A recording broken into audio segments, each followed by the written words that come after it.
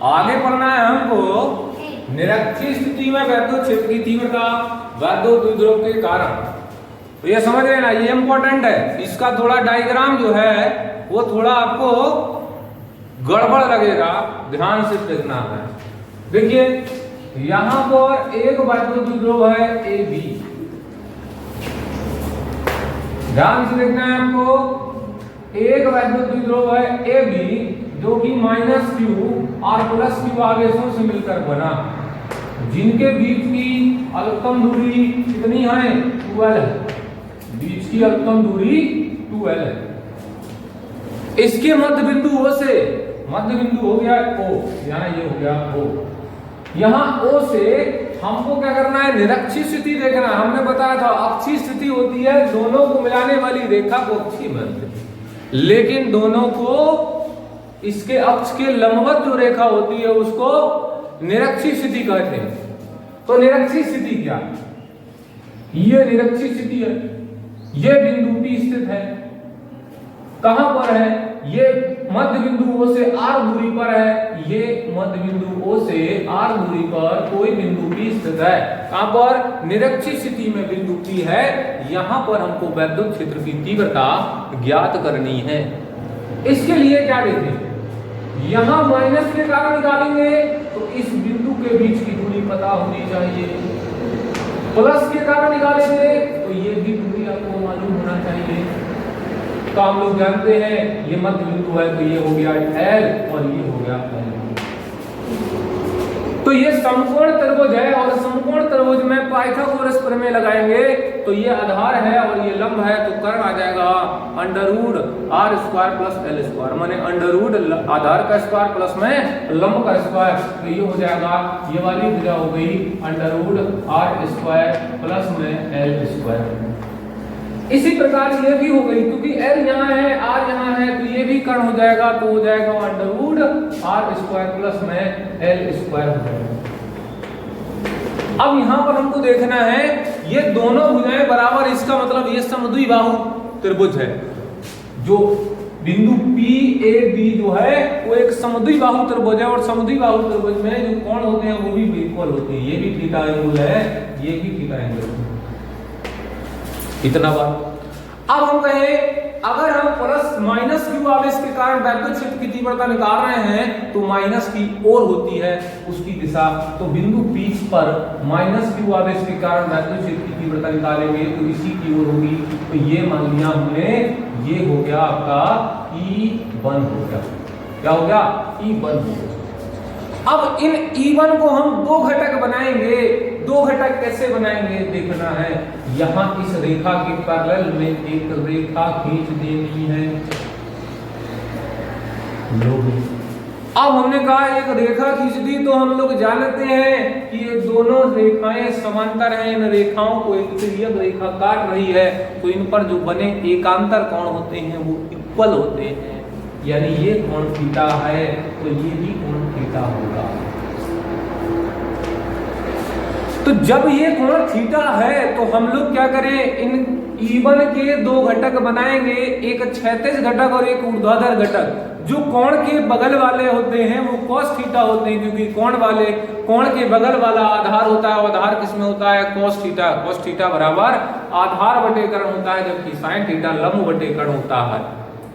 तो यहाँ पर ये वाली जो भुजा है इसको हम लोग कहेंगे E1 cos थीटा, ये, और इसके ऊर्ध्वाधर में ये, तो ये वाली हो जाएगी E1 sin थीटा हो जाएगी। ध्यान रखना ये चीज, इसीलिए थोड़ा गड़बड़ होता है। चलिए देखते हैं प्लस। अब प्लस क्यों, देखिए E1 के दो घटक बना लिए, एक E1 sin थीटा और एक E1 cos थीटा। तो E1 cos थीटा क्षैतिज घटक है जो इस दिशा में होगा, और E1 sin थीटा ऊर्ध्वाधर घटक है वो इस डायरेक्शन में। इसके बाद E2 के कारण वैद्युत क्षेत्र की तीव्रता निकालेंगे। प्लस Q के कारण वैद्युत क्षेत्र की तीव्रता बिंदु P पर जब प्लस Q कारण है तो वैद्युत क्षेत्र की तीव्रता की दिशा कहां होगी, इससे बाहर की ओर होगी। तो ये आपका E2 हो जाएगा। अब ये E2 हो जाएगा तो ये भी एक तिर्यक रेखा है जो इस रेखा को काट रही है, इन समांतर रेखाओं को काट रही है, तो इन पर जो संगत कोण होते हैं वो भी इक्वल होते हैं, बराबर होते हैं। ये कोण थीटा है तो ये भी कोण थीटा है। अब ये कोण थीटा है तो इनके भी दो घटक बनेंगे, एक क्षैतिज घटक और एक ऊर्ध्वाधर घटक। तो थीटा के पास वाली जो भुजा होती है वो cos थीटा में जाती है, तो ये वाला जो होगा इस वाला डायरेक्शन में ये हो जाएगा आपका P2 cos थीटा। अब इसका ऊर्ध्वाधर घटक कौन होगा, यही होगा, ये हो जाएगा P2 sin थीटा। ये बात आपको अच्छा ये डायग्राम बन गया, ये बात समझ में आ गई आपको। अच्छा अब हम लोग क्या करें, डेरिवेशन। अब E1 और E2 के मान निकालते हैं। देखिए कैसे निकालेंगे।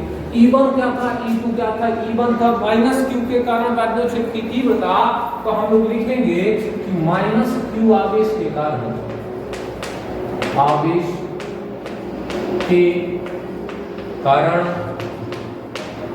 बिंदु कहां पर, P पर वैद्युत क्षेत्र की तीव्रता हो जाएगी E1 बराबर 1/4 पाई एप्सिलॉन नॉट। अगर कोई परावर्तक माध्यम है तो उसमें के भी मेंशन कर देना, लेकिन हमने यहाँ माना है कि ये वायु या निर्वात में स्थित है, तो के का मान हमने 1 रख दिया है, ध्यान रखना है। तो यहाँ पर Q/r² होगा। अरे R क्या है, देखिए -q के कारण निकाल रहे हैं ना, कहाँ पर निकाल रहे हैं, P पर निकाल रहे हैं, तो माइनस के कारण P पर निकाल रहे हैं, तो बीच की दूरी यही होगी √r² + l²। लेकिन इसका स्क्वायर है तो √ कैंसिल हो जाएगा, r² + l², चूंकि फार्मूले में होता है 1/4 पाई एप्सिलॉन नॉट Q/r², लेकिन r की जगह पर हैगा √r² + l²। इसका स्क्वायर करोगे तो √ खत्म हो जाएगा। तो यह जाएगा इसकी दिशा जो हो गई, दिशा कहां से कहां हो गई, E1 की P से कहां की ओर, A की ओर हो गई, तो दिशा लिख देना है P से A की ओर, PA वेक्टर।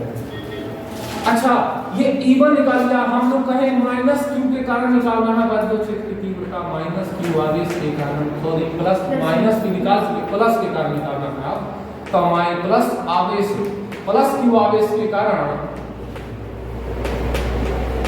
बिंदु P पर वैद्युत क्षेत्र की तीव्रता ज्ञात करनी है, तो ज्ञात हो जाएगा। देखिए कैसे, ये हो जाएगा आपका E2 बराबर 1/4 पाई एप्सिलॉन नॉट Q/, देखिए माइनस के कारण निकाल रहे हैं तो भी प्लस लिखना पड़ रहा है, प्लस के कारण निकाल रहे हैं तो भी प्लस, क्योंकि ये एक सदिश राशि है, इसमें हम लोग परिमाण लेंगे और माइनस क्या बताएगा, उसकी दिशा को बताएगा। तो E2 बराबर 1/4 पाई एप्सिलॉन नॉट Q/r²। यहाँ r क्या है, ये है +q आवेश के कारण बिंदु P पर निकालना है, तो ये भी r आपका √r² + l², इसका स्क्वायर करेंगे तो √ कैंसिल हो जाएगा, आपका यही आ जाएगा √r²। इसकी दिशा जो हो गई E2 की दिशा कहां से कहां हो गई, देखिए E2 प्लस के कारण है तो इससे दूर होगी, तब B से P की ओर होगी, इसकी दिशा हो गई B से P की ओर। अब ये देखना है कि जो E1 है और E2 है, देखिए अगर दोनों इक्वल दिख रहे हैं आपको, कोई डिफरेंस दिख रहा है, नहीं दिख रहा है, क्योंकि 1/4 pi epsilon not Q/r² + l², E2 का भी वही, तो E1 बराबर E2, अरे है कि नहीं, तो E1 बराबर E2 है, तो ये बताओ E1 sin, अरे दोनों में sin थीटा लगा दो, कोई परेशानी नहीं है भाई, जब दोनों बराबर है तो E2 sin थीटा, ये भी दोनों बराबर होंगे और दोनों बराबर हैं। देखिए कहाँ है, E1 sin थीटा इधर है, E2 sin थीटा इधर है, तो दोनों क्या है, इक्वल है, और दोनों इक्वल है और विपरीत भी है, तो क्या होगा, E1 sin theta E2 sin theta बराबर है एवं, यहाँ लिख सकते हैं एवं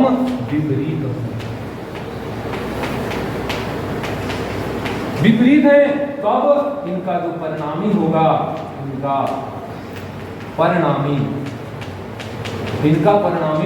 0 होगा, क्या होगा, 0 होगा, क्योंकि माइनस कर देना है तो बराबर है, माइनस करोगे 0, अब हमको क्या करना है, बचा क्या, E2 cos थीटा और E1 cos थीटा दोनों एक ही डायरेक्शन में है, तो दोनों एक ही डायरेक्शन में है, तो दोनों को क्या कर देना है, ऐड कर देना, क्योंकि दोनों वेक्टर राशियां होती हैं, इसलिए इसको दोनों को क्या कर देना है, जोड़ देना है। तो हमें लिख देंगे बिंदु P पर परिणामी विद्युत क्षेत्र, बिंदु P पर परिणामी विद्युत क्षेत्र निकालना है, तो परिणामी विद्युत क्षेत्र E बराबर हो जाएगा, E बराबर E1 cos theta plus E2 cos theta. अब है क्या, दोनों बराबर हैं, तब बराबर है, जोड़ देना है, तब 2 आ जाएगा, और E1 E2 में से किसी का मान है तो दोनों बराबर ही तो हैं, तो यहाँ कितना आ जाएगा, E बराबर 1/4 pi epsilon not Q upon R square plus का L स्क्वायर। तो जब दोनों एक हैं, एक ही हैं, तो इनको हमको जोड़ देना है, तो 2 आ जाएगा ना, तब 2 आ जाएगा, इनको 2 कर दो दिया, ठीक है, और cos थीटा तो रहेगा वही ठीक।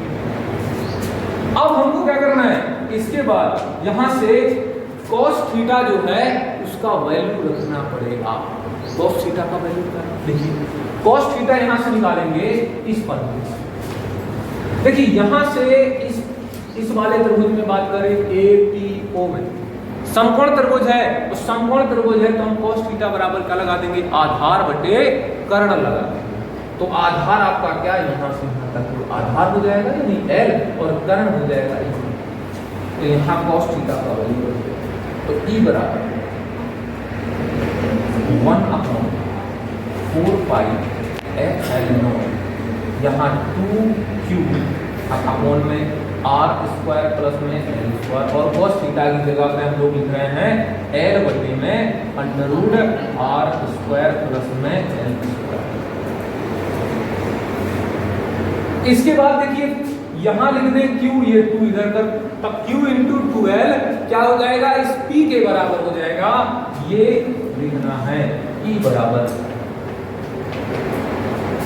आगे E बराबर देखना है कि यहां से 1/4 पाई एप्सिलॉन नॉट, यहाँ हो जाएगा Q इंटू 2L, और यहाँ देखिए यहाँ एक घात है इसकी और ये अंडर रूट है, इसका मतलब 2 घातें हैं, तो हम लिख देंगे यहाँ पर R square plus L square की पावर 3/2, क्योंकि यहाँ पर अंडर रूट का मतलब 1/2 घात, और यहाँ एक घात है तो 1/2 और एक जोड़ देना है, तो कितना होगा 3/2, तो यहाँ पर Q इंटू 2L की जगह पे लिख देना है P, और फिर वही फंक्शन करना है जो हमने अक्षीय स्थिति में किया था, कि जो L है वो बहुत ही छोटा नगण्य है, इसको मान के छोड़ देते हैं, तो इसको छोड़ देना है, तो L square is less than R square है, इसको L स्क्वायर को छोड़ देना है, तो यहाँ से T बराबर आ जाएगा आपका 1/4 पाई एप्सिलॉन नॉट, यहाँ आ जाएगा P, और ये बनेगा R स्क्वायर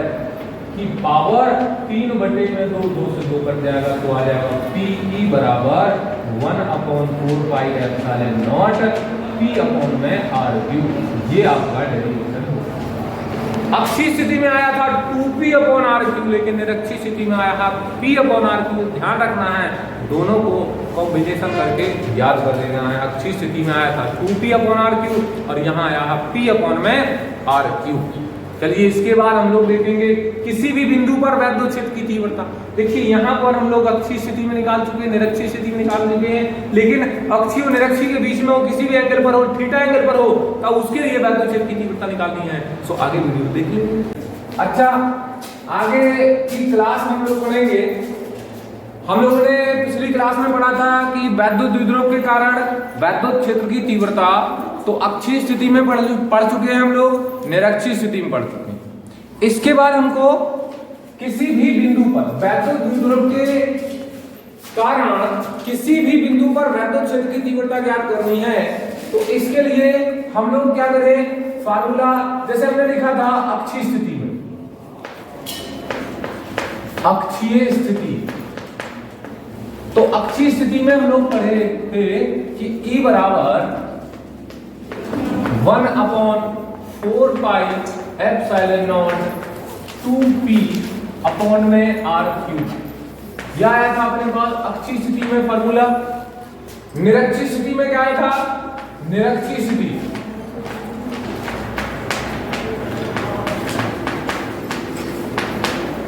तो यहाँ E बराबर फॉर्मूला आया था 1/4 pi epsilon not P upon में R3। अब यहाँ पर देखना है कि वैद्युत द्विध्रुव के किसी भी बिंदु पर, तो ये -q और ये +q आवेश है, ये एक वैद्युत द्विध्रुव है जिनके बीच की दूरी कितनी है? 12 है। तो हमने इसकी अक्ष पर स्थित ये बिंदु P था, यहाँ पर वैद्युत क्षेत्र की तीव्रता निकाली थी। ये निरक्ष पर स्थित है बिंदु P डैश, यहाँ पर वैद्युत क्षेत्र की तीव्रता निकाली हुई थी। तो P पर वैद्युत क्षेत्र की तीव्रता आ रही थी 1/4 pi epsilon not 2P upon R3, और ये R क्या था? इसके मध्य बिंदु से यहाँ तक की दूरी जो है वो क्या थी? R थी। और निरक्षीय स्थिति पे अगर है तो यहाँ पर R ये हो जाती है। लेकिन अगर हम बात करें ना तो ये अक्षीय स्थिति पे है ना निरक्षीय स्थिति पे है, यानी कि किसी भी बिंदु पर है, तो यहाँ पर हम मान लेते हैं -q से +q, यहाँ पर वैद्युत द्विध्रुव आघूर्ण हो गया। इस द्विध्रुव आघूर्ण से यहाँ पर स्थित कोई बिंदु है, कितने एंगल पर है? थीटा एंगल पर है। वैद्युत क्षेत्र की तीव्रता इस बिंदु पर निकालना है। कहां से? इस वैद्युत द्विध्रुव से थीटा कोण पर वैद्युत क्षेत्र की तीव्रता ज्ञात करनी है। तो इसके लिए फार्मूला बनता है E बराबर 1/4 पाई एप्सिलॉन नॉट, यहां हो जाएगा P अपॉन में R3, और यहां आ जाएगा √1 प्लस में 3 cos स्क्वायर थीटा। ये आ जाएगा आपके पास फार्मूला। देखिए यहाँ cos थीटा, यहाँ ध्यान रखना है cos थीटा। थीटा क्या है? ये वैद्युत द्विध्रुव आघूर्ण के और इसकी स्थिति सदिश के बीच में जो कोण है वो थीटा बनता है। तो यानी हम लोग क्या कहें कि अगर अक्षीय स्थिति है तो ये थीटा क्या हो जाएगा? 0 हो जाएगा। 0 कर देना है तो यहाँ पर cos 0 का मान कितना होता है? 1 होता है। तो cos 0 1, यहाँ 3 और 1 कितना होगा? 4, और 4 का वर्गमूल करेंगे तो 2 आ जाएगा, और 2p, तो यहाँ पर आ गए अक्षीय स्थिति आ गई। लेकिन निरक्षीय स्थिति में क्या करेंगे? cos 90 हो जाएगा, थीटा की जगह क्या हो जाएगा? 90। तो cos 90 का वैल्यू होता है 0, तो यहाँ 0 हो जाएगा, खत्म, नहीं बचेगा 1 का गुणा करेंगे तो p में, तो ये फार्मूला फिर से बन जाएगा निरक्षीय स्थिति में। ठीक है, यहाँ पर वैद्युत द्विध्रुव के कारण वैद्युत क्षेत्र की तीव्रता होगी। अच्छा, एक और आपकी लास्ट में बचा हुआ है कि कोई भी एक समान वैद्युत क्षेत्र है, वहां पर कोई वैद्युत द्विध्रुव रखा है, तब उसमें लगने वाला बल युग्म का आघूर्ण। अब आपको ये हेडिंग पढ़ने ली है, ठीक है? हाँ, आगे देखिएगा। देखिए आगे हमको ये पढ़ना है कि एक समान वैद्युत क्षेत्र में स्थित वैद्युत द्विध्रुव पर लगने वाला बल युग्म का आघूर्ण। सो देखिए यहां पर हम कहें एक समान वैद्युत क्षेत्र है। एक समान वैद्युत क्षेत्र क्या होता है कि अगर कोई वैद्युत बल रेखाएं परस्पर समांतर होती हैं तो परस्पर समांतर क्या बतलाता है? एक समान वैद्युत क्षेत्र है। तो यहाँ पर एक समान वैद्युत क्षेत्र है जिसमें इसकी जो दिशा है वो लेफ्ट से राइट की ओर है। तो यहाँ वैद्युत क्षेत्र की यहाँ पर दिशा हो गई। इस वैद्युत क्षेत्र को E से डिनोट कर देंगे तो ये वैद्युत क्षेत्र हो गया। अब इस पर स्थित एक वैद्युत द्विध्रुव है, यहां पर ये स्थित है, ये वैद्युत द्विध्रुव -q और +q आवेशों से मिलकर ये बना है। इसको A पॉइंट कह दे रहे हैं, इसको B पॉइंट कह दे रहे हैं। तो एक वैद्युत द्विध्रुव है AB, जिसकी बीच की लंबाई, बीच की दूरी है 2l, +q और -q आवेशों से मिलकर बना है, जिनके बीच की अल्पतम दूरी है 2l। ये वैद्युत द्विध्रुव कहाँ रखा है? वैद्युत क्षेत्र की दिशा से थीटा कोण पर स्थित है। तो यहाँ पर जब कोई आवेशित कण वैद्युत क्षेत्र में स्थित होता है तो उस पर एक बल कार्य करता है F बराबर QE। अगर वो प्लस आवेश है तो उस पर जो बल लगेगा वो वैद्युत क्षेत्र की दिशा में लगेगा। अगर वो -q आवेश है तो उस पर जो बल लगेगा वो वैद्युत क्षेत्र के विपरीत लगेगा। देखिए यहाँ पर +q आवेश है तो +q आवेश पर जो बल लगेगा वो कहाँ की ओर लगेगा? वो लगेगा वैद्युत क्षेत्र की दिशा में। तो ये एक बल इधर लग रहा है, इसको कह दे रहे हैं हम लोग F1 बराबर QE। एक बल -q पर लगेगा, माइनस क्यू पर जो बल लगेगा वो इस डायरेक्शन में लगेगा, वैद्युत क्षेत्र के विपरीत दिशा में। इसको कह दे रहे हैं F2, ये हो गया QE। तो एक बल लग रहा है F1 और एक बल लग रहा है F2, तो दोनों बल मिलकर एक बल युग्म का निर्माण कर रहे हैं। बल युग्म मतलब बलों का जोड़ा, युग्म मतलब पेयर। दो बलों का क्या बन रहा है, एक पेयर बन रहा है, एक जोड़ा बन रहा है। ये एक बल यहां लगाया, एक बल यहां लगेगा, तो वैद्युत जो द्विध्रुव है वो घूमने लगेगा। देखिए एक बल इधर खींचे, एक बल इधर खींचे, तो ये जो है वो ऐसे घूमेगा।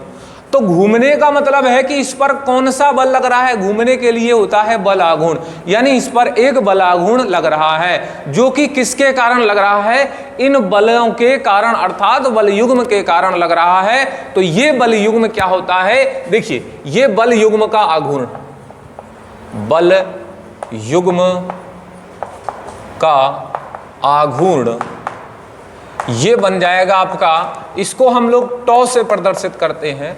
तो टॉ बराबर क्या हो जाएगा, एक बल गुणा में दोनों बलों के बीच की दूरी। तो दोनों बलों के बीच की लंबवत दूरी क्या होगी, ध्यान रखना है, बीच की लंबवत दूरी लिख देना है, लंबवत दूरी। तब लंबवत दूरी देखिए ये तो हो गई बलों के बीच की दूरी, लेकिन लंबवत दूरी तो ये होगी ना, तो इस पर एक हम अभिलंब ऐसे डाल दे रहे हैं, तो ये हो गई दोनों बलों के बीच की लंबवत दूरी। कैसे निकालोगे, 2l ये है, थीटा ये है, तो 2l को दो घटक बनाए, a हो जाएगा cos थीटा में, ये होगा sin थीटा में, तो ये बनेगा आपका 2l sin थीटा। इस प्रकार से दोनों बलों के बीच की लंबवत दूरी कितनी हो गई, 2l sin थीटा मान रख देना है। तो टॉ बराबर हो जाएगा QE, एक बल गुणा दोनों बलों के बीच की लंबवत दूरी, तो 2l sin थीटा हो जाएगा। तो टॉ बराबर Q इंटू 2l एक साथ रखेंगे तो इसको मतलब होता है P, तो यहां P और E और यहां बनेगा sin थीटा। अगर हम इसको वेक्टर रूप में लिखना चाहें तो वेक्टर रूप में कैसे लिखेंगे, तो टॉ वेक्टर बराबर P वेक्टर क्रॉस में E वेक्टर, क्योंकि क्रॉस प्रोडक्ट का मतलब होता है साइन और क्रॉस का मतलब होता है जो तीसरी राशि है वो एक सदिश राशि होनी चाहिए।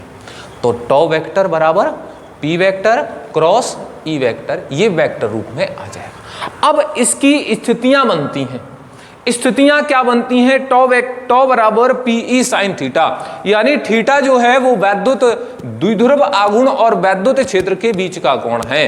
वैद्युत द्विध्रुव आघूर्ण की दिशा जो होती है वो माइनस से प्लस की ओर होती है, तो ये हो गई इसकी डायरेक्शन, ये हो गई वैद्युत क्षेत्र की डायरेक्शन, तो इससे ये बीच का कोण है इतना है, थीटा है।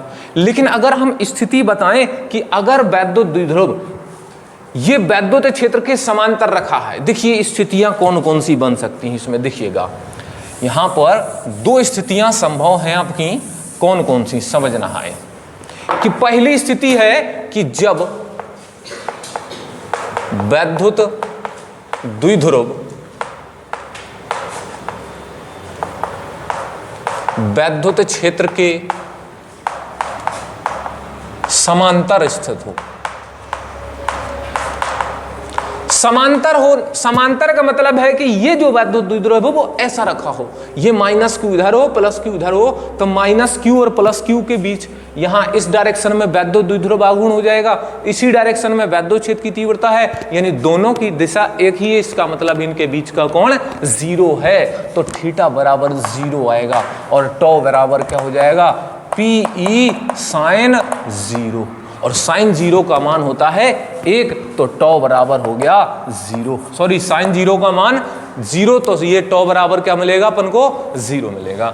इसके बाद दूसरी स्थिति क्या आती है, देखिए दूसरी स्थिति में देखना है कि जब वैद्युत द्विध्रुव क्या हो, वैद्युत द्विध्रुव समांतर हो तब ये माइनस क्यू इधर होगा प्लस क्यू यहां होगा, लेकिन कहा जाए प्रति समांतर हो तो प्रति समांतर मतलब प्लस यहां आ जाएगा और माइनस इधर आ जाएगा। तो माइनस से प्लस की ओर होती है वैद्युत द्विध्रुव आघूर्ण की दिशा। तो अब ये वैद्युत द्विध्रुव आघूर्ण इधर से इधर होगा और वैद्युत क्षेत्र है इधर से, तो यानी दोनों क्या है, परस्पर विपरीत है। तब विपरीत है इसका मतलब है जब वैद्युत द्विध्रुव